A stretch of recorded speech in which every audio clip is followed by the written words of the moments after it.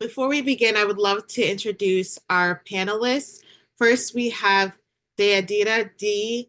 Arellano, who's a longtime community organizer from Houston, Texas, and she's worked in Texas and California to help communities strengthen local organizing efforts and build intersectional power.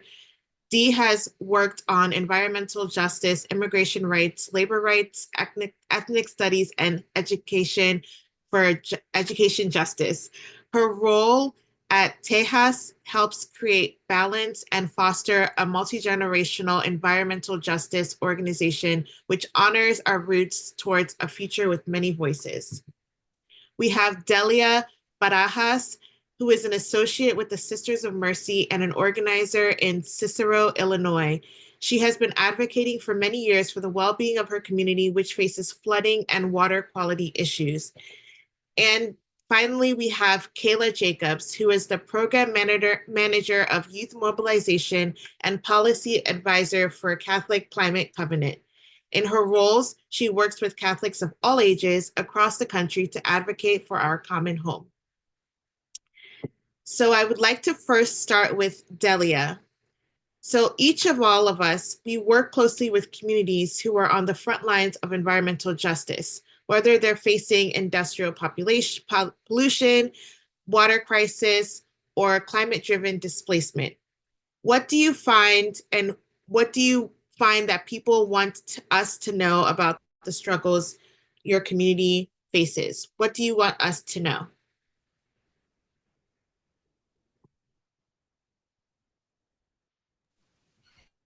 Thank you, everyone, for having me today. I might have to put my camera up because my internet is coming in and out. So I want to apologize for that.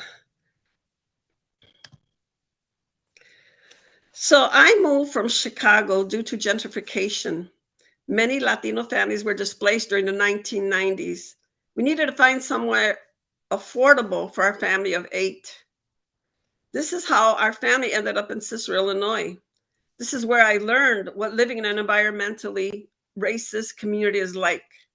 With no training in environmental law, I learned quickly that institutions did not care what Black, Indigenous people of color were exposed to. The lead in our drinking water, lead paint, lead in the soil, breathing toxic chemicals. Not one institution informed my community the dangers we lived in. The burden falls on frontline workers to read, research, and learn who has jurisdiction over the harms and trauma committed to our children and families.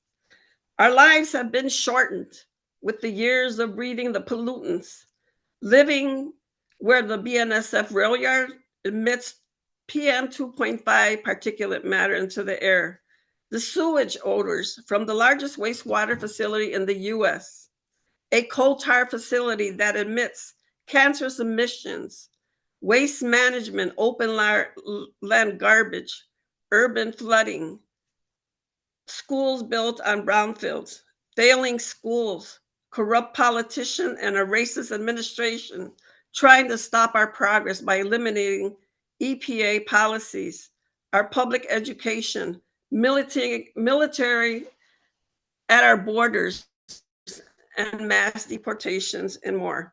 Thank you for this opportunity. Thank you so much, Delia, for sharing and in listing out the issues that and the struggles of your community. You can see that it's not just one, it's multifaceted, including the environmental struggles, but also the other factors that continue to harm your community. Next question is, well, first we understand, and we've learned earlier today, that pilgrimages begin with listening. So how do you center the voices and leadership of these communities in your organizing efforts? And how can allies walk in solidarity instead of leading the way? I would like to start with Dee. Hey, yo, Getcha, can you hear me? Okay, great. Oh, that is a lot of what Delia shared with us. I really acknowledge that. And it's, yeah. when we're talking about working alongside one another, and this goes back to what Ray was saying, which is acompañamiento or accompaniment, that is the work. It's accompanying residents.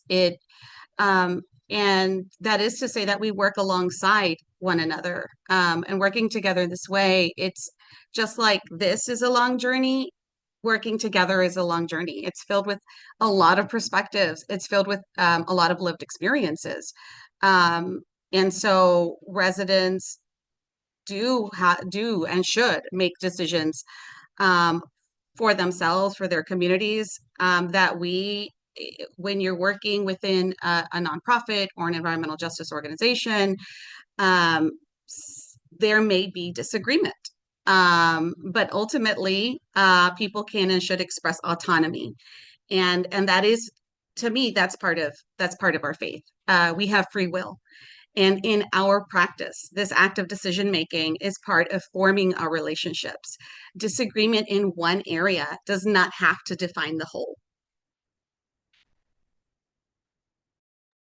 I appreciate that you mentioned something that Ray mentioned earlier, the tension that's created from really intentional relationships. Just like any relationship you have, it's not always in agreement. It's not always positive. There might be ups and downs. Some of that caused from past trauma or mistrust, but that continued long-term relationship means that you continue to work past those tense moments. Um, for Kayla, how has the Catholic Climate Covenant built a relationship with Rise St. James in Louisiana? Are there lessons that other groups might want to learn in how you engaged? Sure. I first want to start with just like I've lived in environmental justice communities and I've worked in a lot of them, but I also want to note that I'm not an expert and also that every environmental justice community is different and has its own unique needs. And so, I've never lived in Cancer Alley where Rice St. James is based, but I have visited and I've worked with them, but I don't speak. I just want to make sure that's clear that I don't speak for them. But I could speak on from our perspective. So yeah, I was asked to speak about our relationship that we've built with Rise St. James. Cancer Alley is probably one of the most well-known environmental justice communities in the U.S. at the moment. Their main community organizer, Sharon Levine, is like a rock star, and like everybody knows who she is in the movement for good reason. She's doing amazing work. But for those of you who don't know the region, it's a region in Louisiana, primarily rural Black community, and in a very small amount of space, there are 12 petrochemical plants.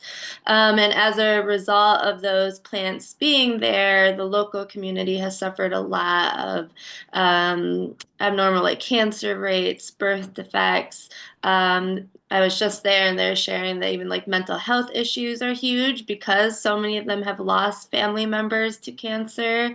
So it's just like a whole list of horrible things as a result to these companies' presence there. And so a few things I just wanted to share. I mean, also Alexandra mentioned some like good tips. So I also have just like a few tips.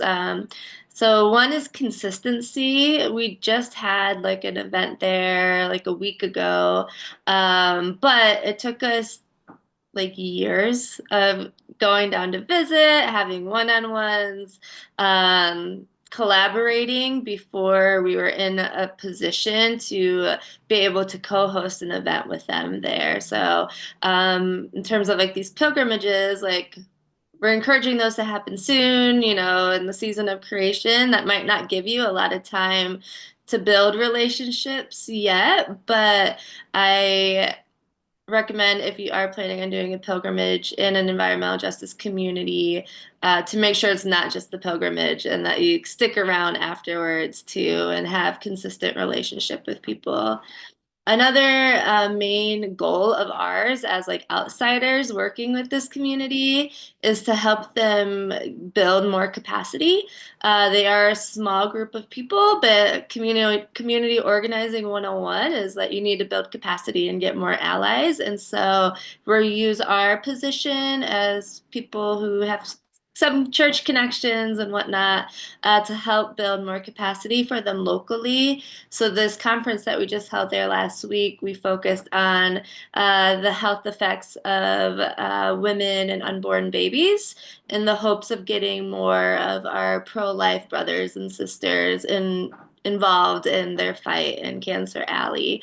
And so our crowd consisted of like the bishop, the director of the Louisiana Right to Life, college students, professors, community organizers. It was a very interesting mix of people in the hopes that we build more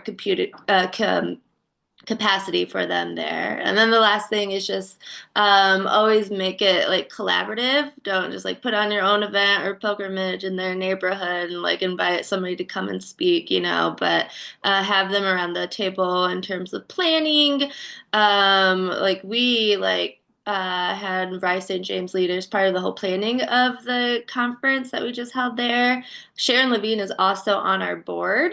And we also have had some co-funding experiences with them where we they don't have their nonprofit status yet, and we've worked with them in grants where they've benefited from it, and so have we. Thank you so much for the examples that you gave. First, talking about, once again, that compounding health factors that influence how those communities are able to thrive, but also speaking on the consistency and relationship. We're talking about pilgrimages, which might seem like a one-time event, but this is a long-term relationship that we would love to see. And this pilgrimage is only a part of that long-term relationship. Speaking of relationships, D, we have many key elements that have already been mentioned in effective organizing and justice building. What do you feel are some of the key ingredients for authentic and mutual relationships? Yeah, I sat with that question for a bit because there's so many, right? It's just like you have many tools in the toolbox. And so what do you want to highlight? But I guess and I can speak to the work that we do. So what is working for us now? And this is not meant to be prescriptive. And these are some of our best practices. Process over product, which is an important consideration. I heard a little bit of that in what Kayla said. We strive for deep relationships to withstand time and help navigate difficult moments. We're going back to the long journey, right? We're also centering community care, organizing that incorporates a time to offer one another the time they need to sit with things and respond with care. We heard some of that from Ray earlier when we were talking about encounter, respond. And sometimes that response isn't going to come right away, even though people ask for it. Like if there is a disturbance, right? And people say, okay, let's have a meeting. We want to talk about the disturbance. That request might come from the outside, and you might be ready to go as a facilitator. And you're like, okay, y'all wanted to talk about the disturbance. And people show up and they say, hey, what smoothie did you drink? Or I'm at the smoothie shop. What do y'all want? That's okay. All of that is okay. Remember the fight, flight, or fawn? That was a hard lesson I had to learn, which was, wait a minute, we're here to talk about a disturbance. Why are they talking about smoothies? And so I had to take a step back and be like, sometimes you need a smoothie, and that's okay. So that's our community care. Just give people time to sit, let them respond, and you respond. A pastoral ear, and I'm going to say ears plural, because you need to hear both sides. You really need to hear that deep listening, the empathetic listening, the compassion. Whoo, that kindness, And let me emphasize that this is not to be mistaken with niceness. There's a lot of niceness. This can show up when we need it the most. This is a difference between being polite, being pleasant, and having a deep concern for your well-being. And then courage, again, going back to what Ray said, um, the way I interpret this is sometimes this can mean going against the grain, to speak when something or someone needs support, or simply to reserve your support when you are asked to follow blindly. Okay. And let me sit with that for a minute. When you are asked to follow blindly, because that's let's sit and then we respond with care. And then just to wrap it all up, love that is not hurtful, love that sees our humanity, that includes all people, and a time for healing for our people and our shared home. And I will end with that. Thank you. You gave us so many ingredients and tools that we can add to our toolbox. A couple that spoke out to me, of course, process over product, quality over, immediate results. Just like everything, I like to think of an iceberg. There are things that are visible, but the work that's underneath the surface is just, if not more important. So that smoothie time that you mentioned in Action in Montgomery, we have a group of women that have been growing in their leadership as tenant organizers, and they have like a wellness program where they just work out together. And that doesn't look like traditional organizing. It's very casual, but that's what they needed for their mental health in order to sustain the work that they're doing, but also in order for them to deal with, as people that are most directly affected, with the compounding health factors like mental health, like environmental justice, immigration, all of the things that burden them every day. And so if it looks like creating a grant, finding a grant to provide personal training for these women, even though that doesn't look like what we would normally ask for grants for, that is something that in the long term will continue to sustain these women that we would like to continue as leaders. So I appreciate bringing up the uncommon ways that we can build relationships, keep relationships going, and support one another throughout that journey. We have some time for a couple more questions, and I wanted to ask this question to Delia. We talked a lot about this long-term collaboration relationships with our frontline communities, but there are, of course, some common pitfalls or missteps that us well-meaning allies can have. And so what are some of those missteps or pitfalls that we should avoid? So I think, we all come from different cultures and languages and needs. And some of us do come with certain privileges in life based on their color of skin, but not like others like myself that live through harm and injustice all our lives. So if you are moved and compassionate about really caring about justice, all you have to do is contact me. Also, please, if you are serious about getting involved in regard to all the harm, injustices, and racisms that we face every day of our lives as people of color, come with an open heart and an open soul, to ask us what is it that we need, not to come here to tell us who have gone through this in our daily lives what to do and how to do it. Because yes, everybody has different skills and talents, and we need those different skills in our frontline community. But for me, honestly, I just feel so devastated with the genocide that's happening worldwide, the starvation of our children in Gaza, and killing of innocent people. My soul and my faith is what moves me to care for creation. And help me. I can only do this with the help and put my own fears and and actually continue working towards justice. It is difficult. It is complex. It is a lot of work, but with our solidarity together as brothers and sisters, no matter crossing the lines of religion as well, because that to me is so important.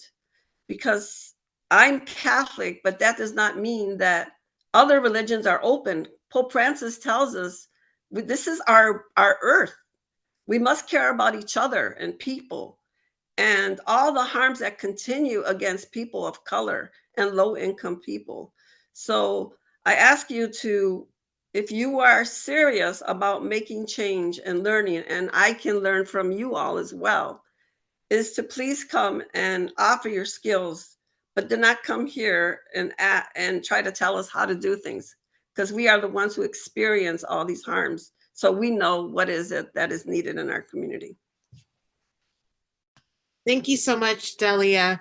I would also like to add, as someone who comes personally from a marginalized community, that doesn't mean that I'm an expert in the experiences of other marginalized groups. And so I have had to learn humility in the fact that, yes, I understand the compounding burdens and I have similar lived experiences. But when it comes to some of the experiences of my fellow leaders and organizers, their unique lived experiences should be respected. And sometimes I've seen people that are fired up because of their faith, or they just joined the core team for their parish or a local community, and they want to go 0 to 1,000. But like Delia said, they've had a long, lifelong struggle with these issues, and you're coming in a singular point in that timeline. And so the respect and honor of those long experiences and struggles and wants and needs of those communities should be first, and then use that passion that you've gained or have to almost drive the respect and honor that they've desired, and maybe to uplift those voices more rather than to overtake those voices, like we've been saying. I saw some comments directed to me in the chat, and I wanted to highlight a little bit more about Action in Montgomery's environmental justice efforts. To be quite honest, personally, I had very little interest in climate justice, and that's not because I don't care about the biome, like we've talked about in the prayer earlier, and it's not because I don't care about animals or creation. It was because much of the conversation about climate justice and climate needs were coming from voices and people that did not look like me, did not have similar experiences to me. And they also seem to be very abstract. But through the organizing that I've done with Action in Montgomery and meeting a lot of women in the urban areas, I recognize the connection between health, mold, and other safety issues and the environment, and how that combines to what I felt was important with housing and tenant needs that I was already passionate. And so that listening, that relationship building is what has made me more passionate about climate justice. But I understand that I'm entering into this now, whereas people might have been passionate or living that stress long before I decided to join in the fight. So some pitfalls can be not recognizing your place, if you will, and respecting the place and experiences of others before.